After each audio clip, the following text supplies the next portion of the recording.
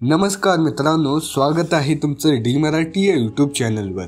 आज आम्ही घेऊन आलो आहोत एक खास व्हिडिओ जो आहे अष्टविनायकामधील 5वा गणपतीचा, श्री चिंतामणी गणपती। या व्हिडिओमध्ये आम्ही सांगणार आहोत या गणपतीची संपूर्ण माहिती, इतिहास, आख्यायिका, मंदिराची रचना, उत्सव आणि काही रोचक रहस्य, ज्यामुळे हा गणपती भाविकांच्या मनात विशेष स्थान राखतो। चला सुरू करूया। भाग 1, अष्टविनायकाची ओळख। मित्रांनो, अष्टविनायक ही महाराष्ट्रातील 8 गणपती मंदिराची पवित्र यात्रा आहे, जी भाविकांना विघ्नहर्ता गणेशाच्या आशीर्वादाने जीवनातील अडथळे दूर करण्यासाठी ओळखली जाते। ही यात्रा पारंपरिक क्रमाने केली जाते। पहिला मोरगावचा मोरेश्वर, दुसरा सिद्धटेकचा सिद्धिविनायक, तिसरा पालीचा बल्लारेश्वर, चौथा महाडचा वरदविनायक आणि 5वा म्हणजे थेऊरचा चिंतामणी। त्यानंतर लेण्यांद्रीचा गिरिजात्मक, ओझरचा विघ्नहर आणि शेवटचा रांजणगावचा महागणपती। या यात्रेत थेऊरचा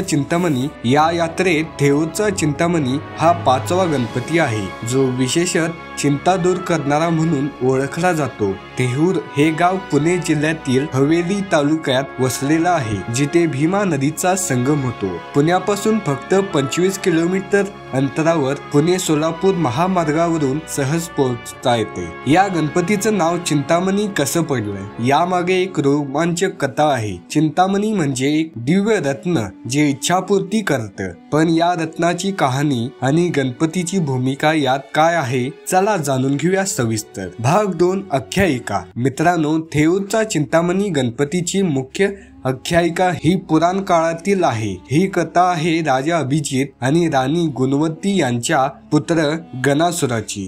राजा अभिजित हे तिन्ही लोकांचे स्वामी होते, पण त्यांना पुत्र प्राप्ती होत नव्हती। ऋषी वैशंपायनाच्या सल्ल्याने त्यांनी घोर तपश्चर्या केलं आणि त्यांना गणा नावाचा पुत्र झाला, जो नंतर गणराज किंवा गणासूर म्हणून ओळखला गेला। हा गणा खूप तेजस्वी, शूर आणि आक्रमक होता। एकदा गणासूर कपिला ऋषींच्या आश्रमात गेला। कपिला ऋषीकडे एक चिंतामणी नावाचं दिव्य रत्न होतं, जे कोणत्याही इच्छेची पूर्ती करत होतं। या रत्नाच्या मदतीने कपिलांना ऋषींनी गणासूरला उत्तम पंचपक्वानाचं जेवण खाऊ घातलं। गणासूरला या रत्नाचा लोभ सुटला आणि त्याने ते जबरदस्तीने हिरकावून घेतलं। कपिला ऋषी दुःखी झाले आणि दुर्गा देवीने त्यांना गणपतीची आराधना करण्याचा सल्ला दिला। कपिला ऋषींनी गणपतीला प्रार्थना केली। गणपती प्रसन्न झाले आणि त्यांनी गणासुराशी युद्ध केलं। हे युद्ध कंदब वृक्षाखाली घडलं। गणपतीने गणासुराचा पराभव केला, त्यांच्या सेनाचा नाश केला आणि चिंतामणी रत्न परत हस्तगत केलं। ते रत्न कपिला ऋषींना दिलं, पण कपिला ऋषींनी ते रत्न गणपतीच्या गळ्यात घातलं आणि म्हणाले, हे रत्न तुमच्याकडेच राहू द्या, कारण तू माझी चिंता दूर केलीस।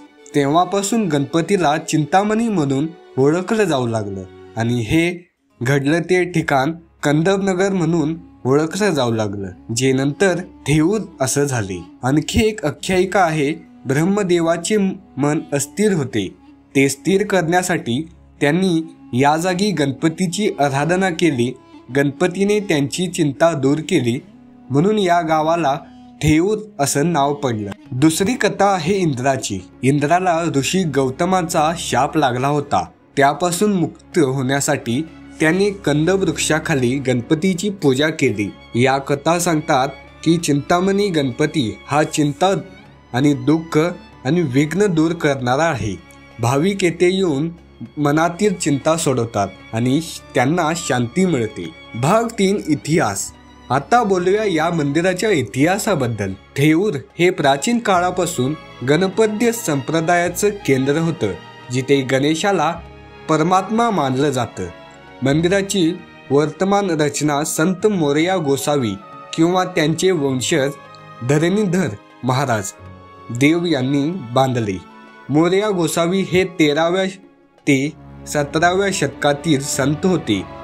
ते चिंचवड ते मोरगाव असा प्रवास करत असताना थेऊरला येतात आणि येथे 42 दिवस तप केलं.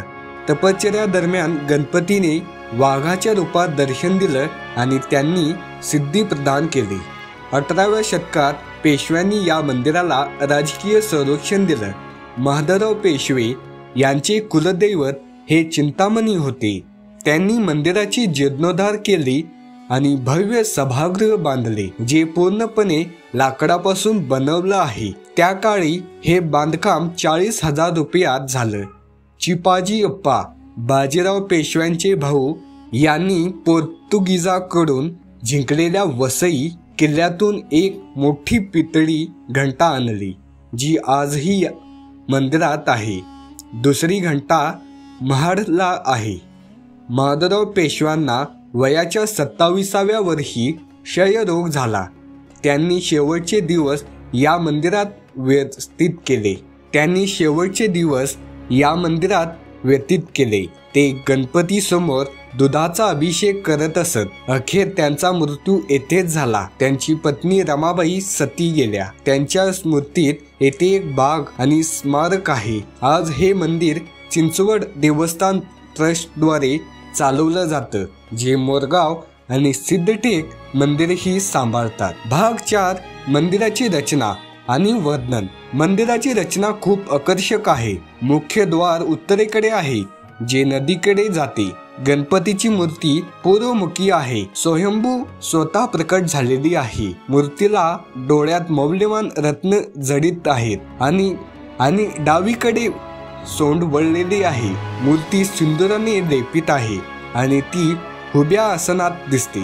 सभा मंडप लाकडी आहे, ज्यात एक काळ्या दगडाचा कारंजा आहे. मंदिर संकुलात छोटे शिव मंदिर, विष्णू मंदिर आणि हनुमान मंदिर आहे. मागे पेशवा वाडा आहे, जिथे माधवराव राहत होते. आज तो मंदिराचा दैनंदिन कामांसाठी वापरला जातो. मंदिराची शिखर नुकतीच सोन्याने मढवली आहे. एकूणच हे मंदिर अष्टविनायकातील मोठे आणि प्रसिद्ध मंदिर आहे. भाग 5 उत्सव आणि पूजा. थेऊरच्या चिंतामणी मंदिरात प्रमुख 3 उत्सव साजरे केला जातात. पहिला आहे गणेश प्रतोकोत्सव, जो गणेश चतुर्थीला भाद्रपद महिन्यात 1 ते 7व्या दिवशी केली जाते. भाविक येथे खूप गर्दी करतात. दुसरा आहे माघोत्सव. गणेश जयंतीला माघ महिन्यातील 1 ते 8व्या दिवशी यातही जत्रा आणि यात्रा असते. तिसरा आहे रमा माधव पुनोत्सव. कार्तिक महिन्यातील कृष्ण अष्टमीला माधवराव आणि रमाबाई यांच्या स्मृतीला पूजा केली जाते. सकाळी 6 ते दुपारी 1 आणि दुपारी 2 ते रात्री 10 पर्यंत भाविक येथे नवस बोलतात आणि गणपती चिंता दूर करतो असा विश्वास आहे. भाग 6 रहस्य आणि रोचक तत्वे. आता बोलूया काही रहस्यांबद्दल. पहिलं रहस्य आहे चिंतामणी रत्नाचं. हे रत्न आजही गणपतीच्या गळ्यात आहे असं मानलं जातं, पण ते अदृश्य आहे. ते इच्छापूर्ती करतं, पण फक्त शुद्ध मनाच्या भाविकांना ते दिसतं असं मानलं जातं. मोरया गोसावींना गणपती वाघ रूपात दर्शन दिलं. हे रहस्य दर्शवतं की गणपती विविध रूपात प्रकट होऊ शकतो. तिसरं आहे माधवराव पेशव्यांचा मृत्यू आणि रमाबाईंची सती. हे ऐतिहासिक रहस्य आहे, जे पेशव्यांच्या भक्तीचं प्रतीक आहे. काही म्हणतात की येथे येऊन ध्यान केलं की मनातील गुप्त चिंता उघड होतात आणि दूर होतात.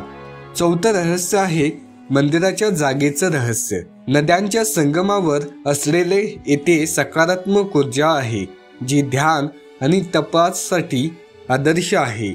मित्रांनो, थेऊरचा चिंतामणी हा केवळ मंदिर नाही, तर चिंता दूर करणारा दिव्य स्थान आहे. तुम्हीही एकदा भेट द्या आणि आशीर्वाद घ्या.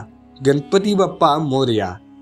व्हिडिओ आवडला असेल तर लाईक करा, शेअर करा आणि चॅनलवर नवीन असाल तर सबस्क्राईब करायला विसरू नका. धन्यवाद.